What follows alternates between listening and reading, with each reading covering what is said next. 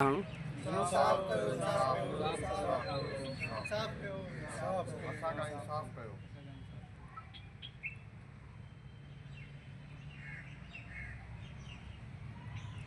करियो असांजो मसइलो ही थिया असां वैजराज राशि जो कोई होटल ते मानी खाइण लाइ त हुते असां इंतज़ारु कयो इलाही देरि कलाक ॾेढ लॻाए छॾियो। वरी मानी खणी आया त मानी कंहिं कम जी कोई नाक़िस खाधो असांखे ॾिनो आहे। हीउ ॾिसो असांजे ॿ हमरा जी तबियत ख़राबु थी वई खाइण सां।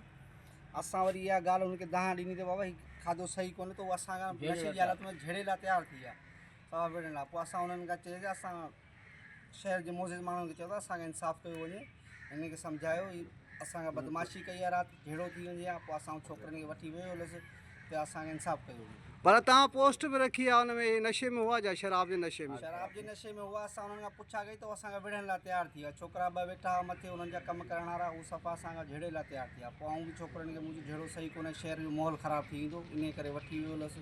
पर हू असांखे विढ़ण लाइ तयारु थी, चए खायो त खायो न त हलो हितां।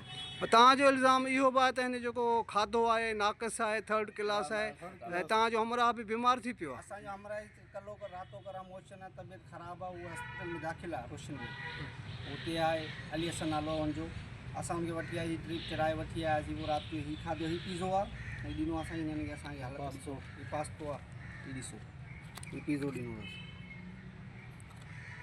तव्हांजो मुतालबो कहिड़ो आहे? असांजो मुतालबो आहे असांखे इंसाफ़ु कयो। फूड अथॉरिटी खे चऊं था हिननि जो खाधे जी चेकिंग कई वञे ऐं शहर जे जेके मोज़िज़ माण्हू हुनखे चए हिन जे रवैये जे लाइ असांखे जेको रवैयो हिन जो सही कयो वञे। ग्राहकनि सां इहो रवैयो कंदो केरु ईंदो ॿिए चक्कर में।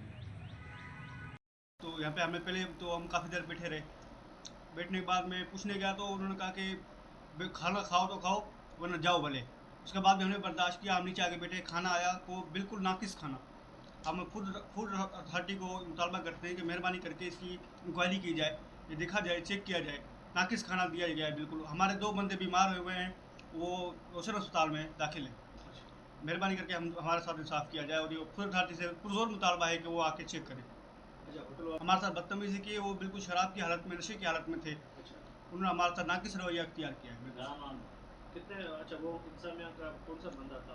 इंतजामिया का बंदा बाय नेम तो मैं नहीं जानता किसी को भी, बाकी जो भी इनके वर्कर है जो काम करते हैं उनके साथ वही थे। नशे की हालत? जी जी बिल्कुल।